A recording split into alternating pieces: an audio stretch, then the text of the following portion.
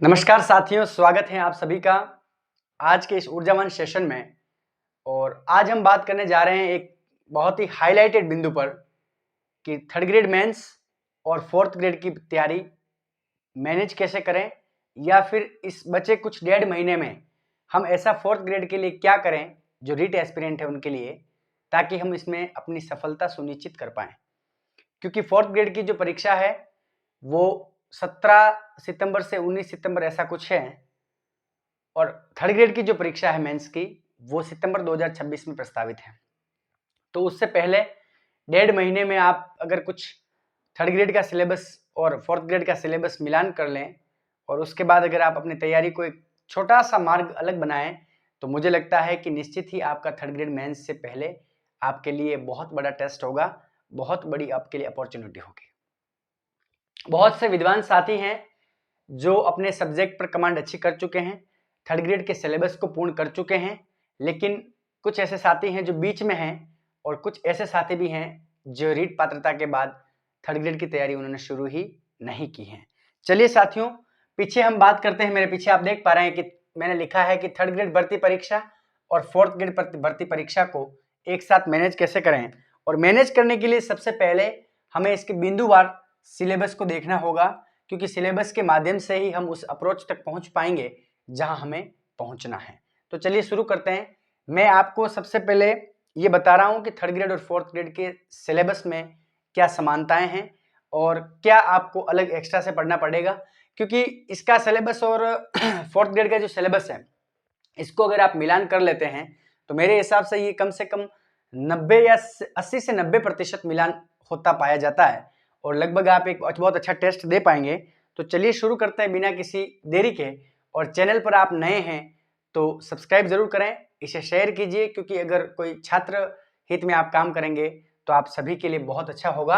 और देखिए, third grade परीक्षा में क्या क्या सिलेबस है। हिंदी है, इसमें मैथ्स है, इंग्लिश है, साइंस है और आईसीटी है, कंप्यूटर और करंट अफेयर्स है।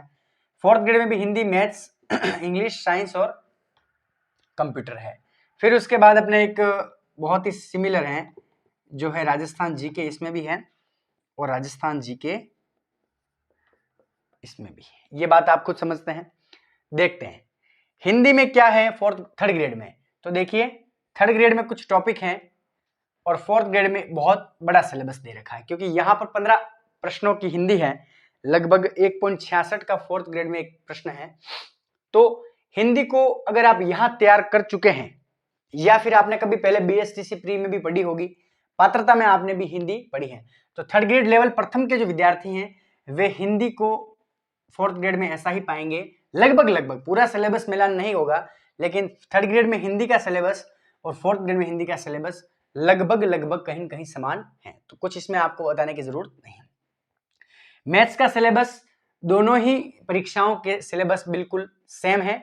आप अगर थर्ड ग्रेड की मेंस की मैथ्स पढ़ते हैं और फिर अगर फोर्थ ग्रेड की पढ़ते हैं तो आपको एक दो टॉपिक एक्स्ट्रा पढ़ने पड़ेंगे, जैसे कि थर्ड ग्रेड में रेखाएं एवं कोण है, रेखा एवं कोण है, जो फोर्थ ग्रेड में नहीं है। और एक छोटा सा टॉपिक और है आकृति संबंध में, तो उस टॉपिक वो भी इन दो इसमें नहीं है। तो आप मैथ्स में ऐसा करें कि जो थर्ड ग्रेड के टॉपिक हैं उनको पढ़ कर यहाँ फिट करें, और एक यहाँ से बचता है। तो देखिए 4-5 दिन तो आप अगर कुछ 90% मिलान कर रहा है और अगर 10% नहीं है तो आप 3-4 दिन एक्स्ट्रा देके भी फोर्थ ग्रेड को पूरा कर सकते हैं। उसके बाद बात आती है इंग्लिश की। इंग्लिश में फोर्थ ग्रेड और थर्ड ग्रेड का सिलेबस समान है, बस इसमें थोड़ा जो ग्रामर के अलावा जो पोर्शन है, इडियम्स एंड प्रोवर्ब्स, एक टॉपिक ये एक्स्ट्रा है, एक वन वर्ड है, एक फ्रेजल वर्ब। ये कुछ जो भाषाई आधारित टॉपिक हैं जो ग्रामर से परे हैं, वे टॉपिक सिर्फ केवल रीट में ही हैं, रीट फर्स्ट लेवल में, और फोर्थ ग्रेड में नहीं है। तो आप क्या करेंगे, इन टॉपिक को छोड़कर बाकी की इंग्लिश तैयार कर लीजिए, ताकि यहां से इंग्लिश तैयार हो जाए। साइंस आपके यहां भी है, यहां भी है, लेकिन बस यहां ध्यान रखना कि फिजिक्स और केमिस्ट्री दे रखी है, और यहां थोड़ा बायोलॉजी का ज्यादा दे रखा है, जैसे रोग और मानव शरीर। मैं फोर्थ ग्रेड और थर्ड ग्रेड के सिलेबस में तुलना कर रहा हूं कि कहां थर्ड ग्रेड में क्या थोड़ा सा चेंज है और साइंस में इधर क्या चेंज है। फर्स्ट लेवल की बात है केवल। आईसीटी इधर की आईसीटी देखिए लगभग समान है।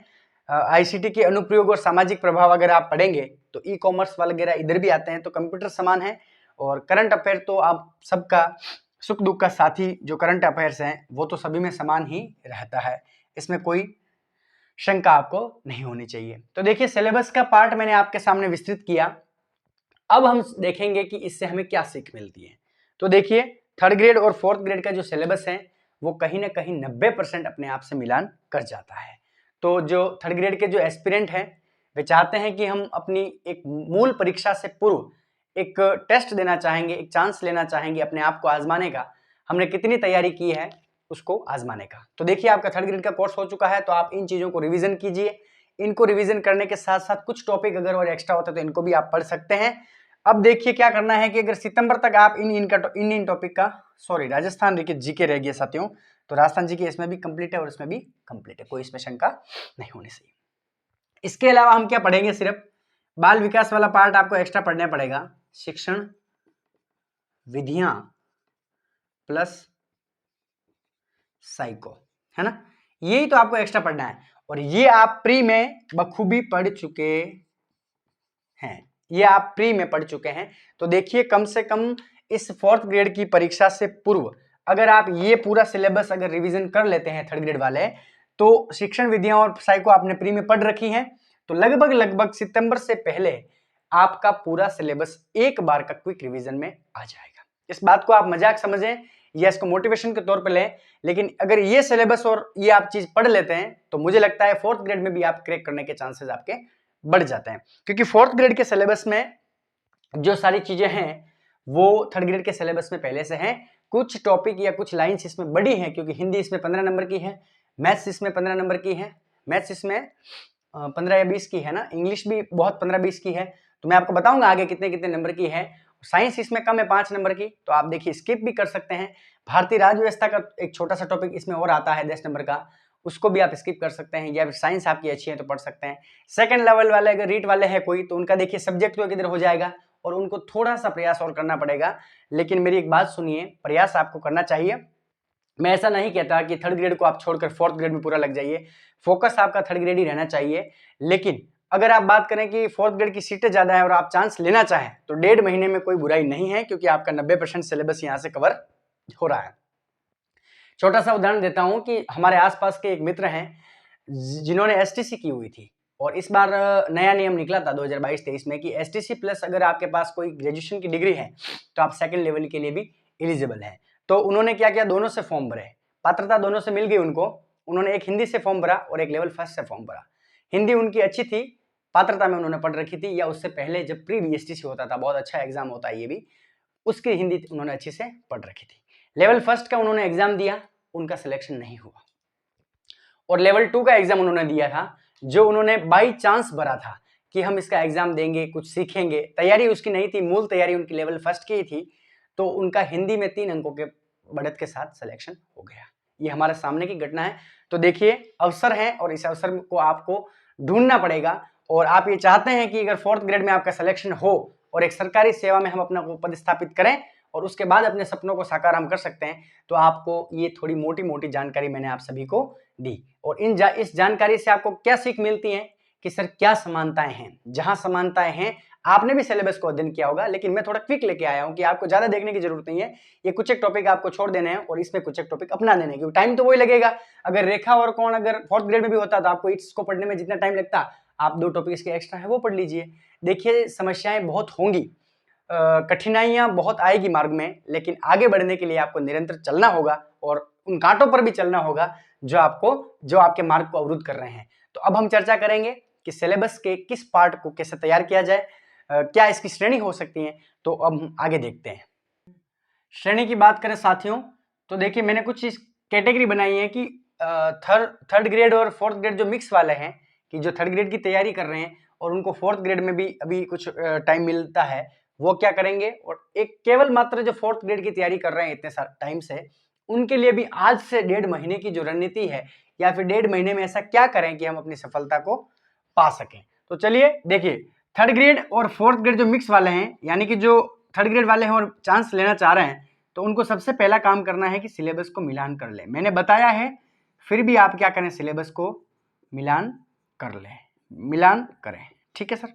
उसके बाद आपको सीधा सा नोट्स निकाल के या फिर जो भी आपका माध्यम है उसको क्विक रिवीजन या रिवाइज करना होगा।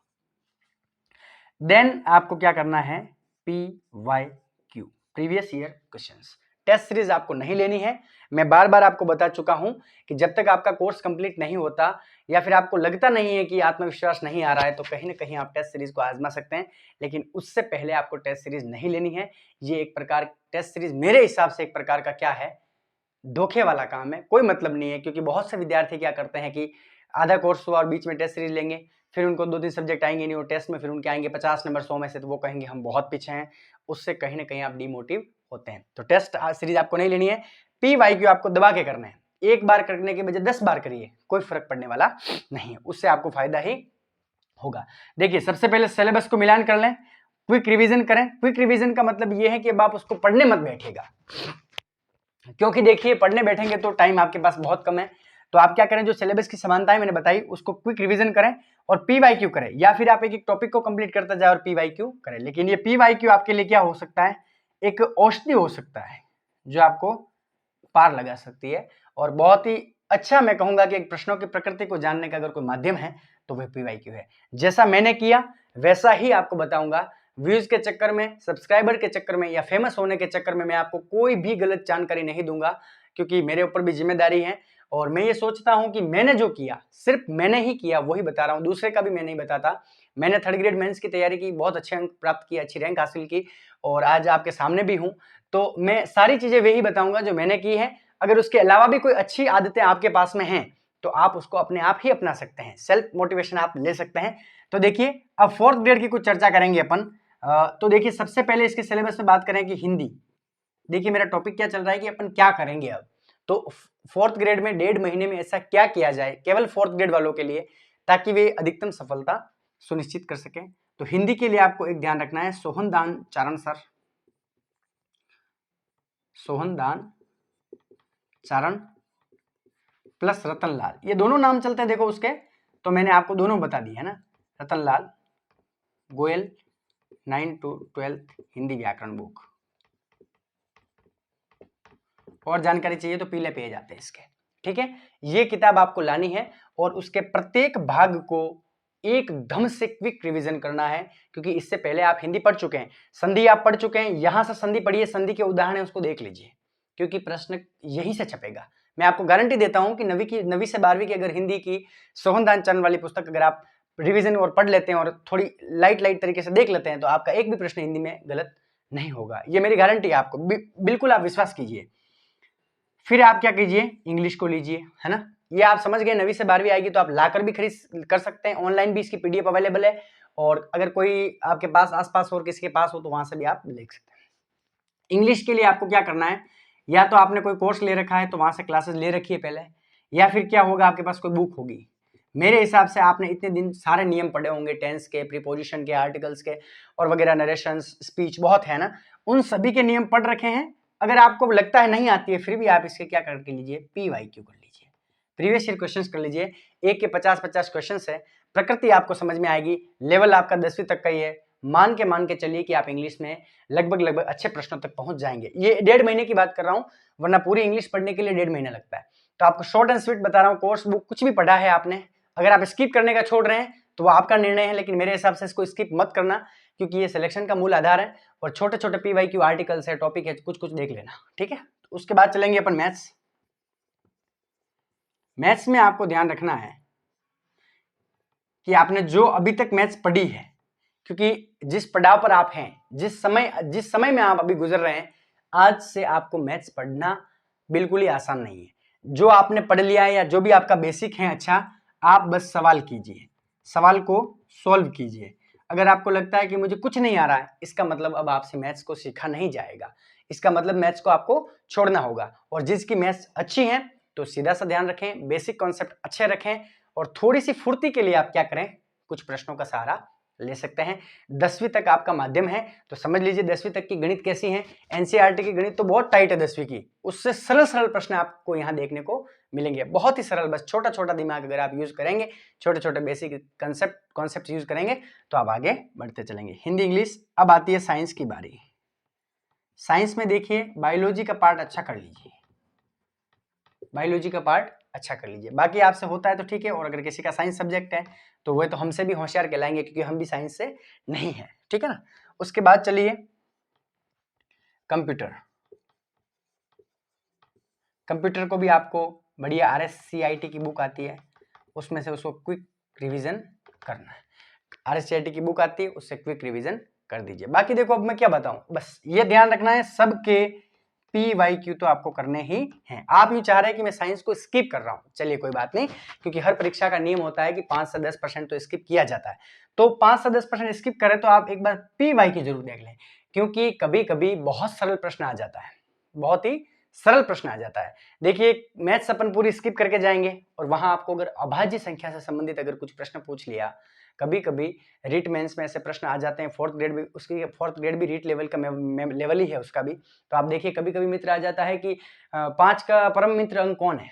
तो अगर आप मैथ्स को बिल्कुल स्किप करते हैं तो आप कहीं ना कहीं 2-3 प्रश्न आते आते गलत करेंगे, क्योंकि उस पार्ट को आप छुएंगे नहीं, और आप छुएंगे नहीं तो आपको प्रश्न आएगा ही नहीं।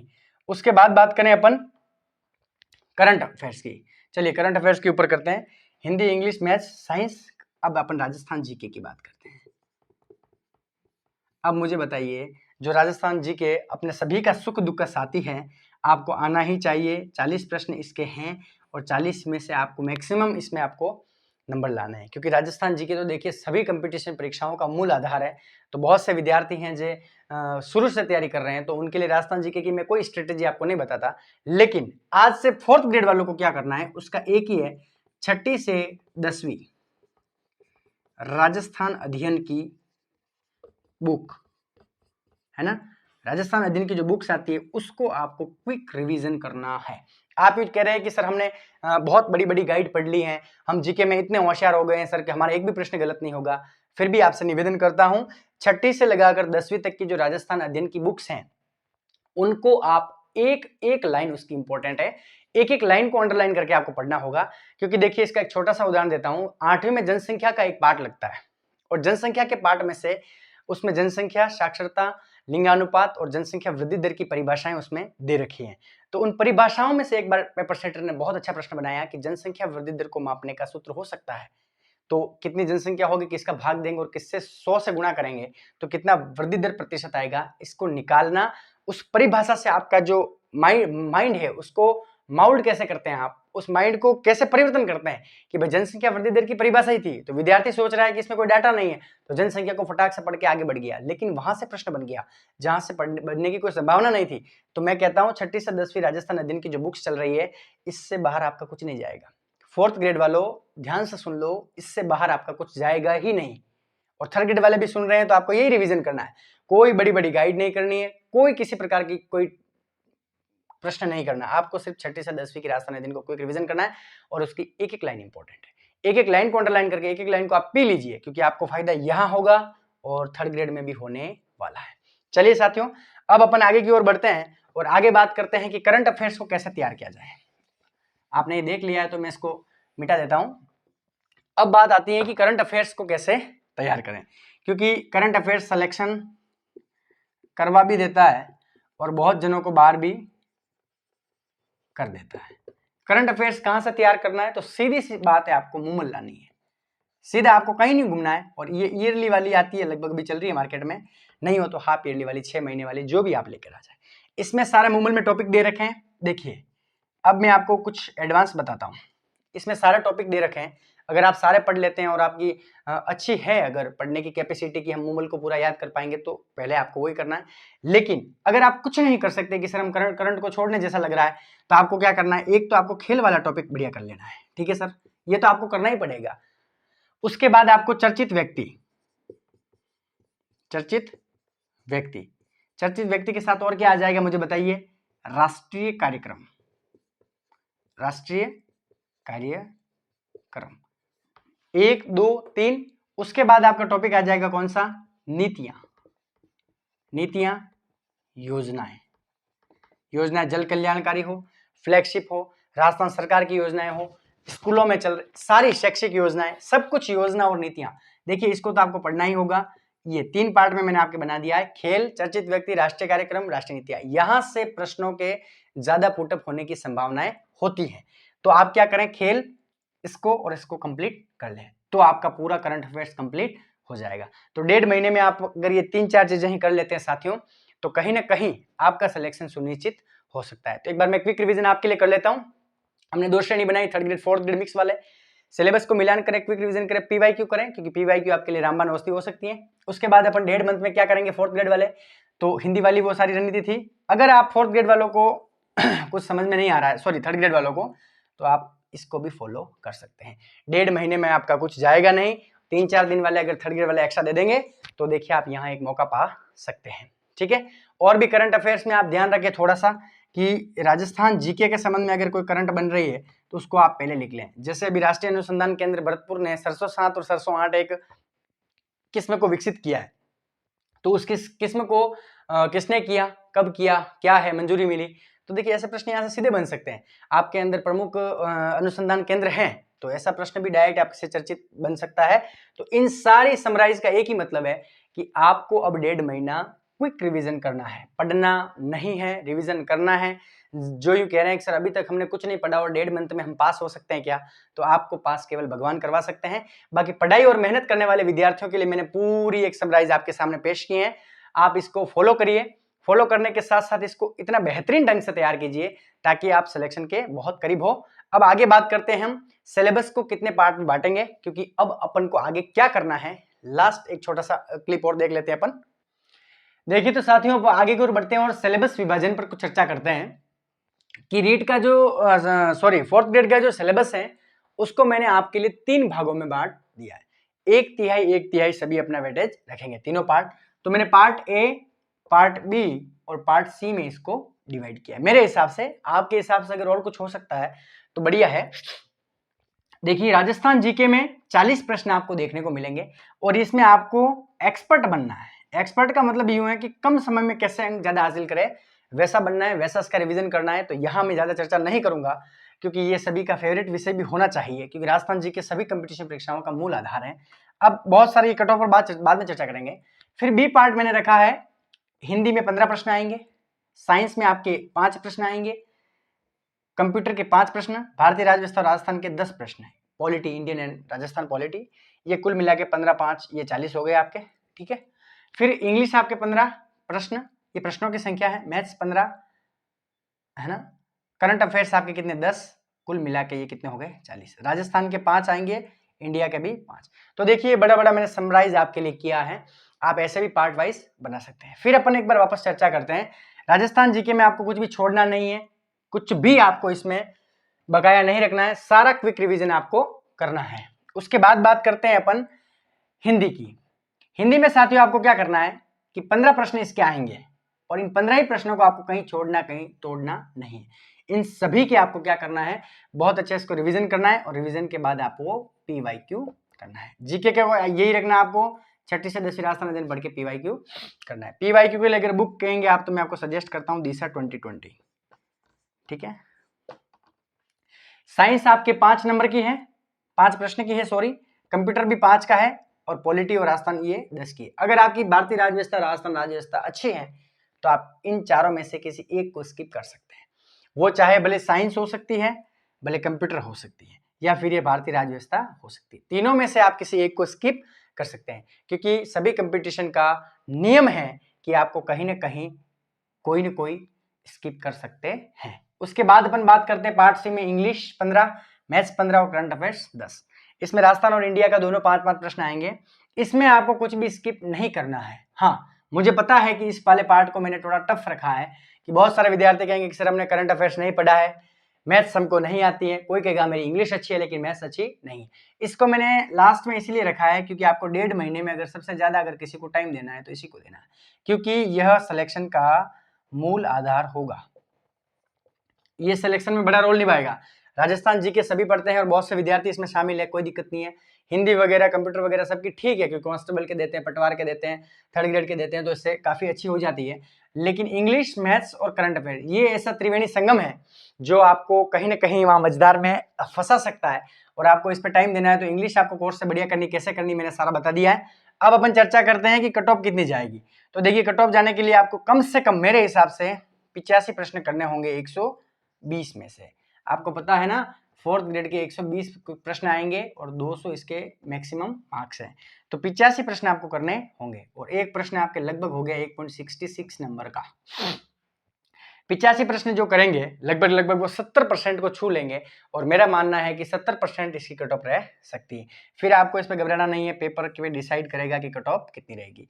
भय है रीट वालों में, और रीट वालों में भय होना स्वाभाविक है, क्योंकि जिज्ञासु बालक में और तैयारी करने वाले बालकों में ही भय की स्थिति बनी रहती है। लेकिन आपको घबराना नहीं है, भय आप में कुछ नहीं है। आप क्या करेंगे, 1.5 महीना फोर्थ ग्रेड की ओर अपने रथ को मोड़ेंगे, लेकिन फोकस्ड आपको किस पे रहना है, रीट पे ही रहना है।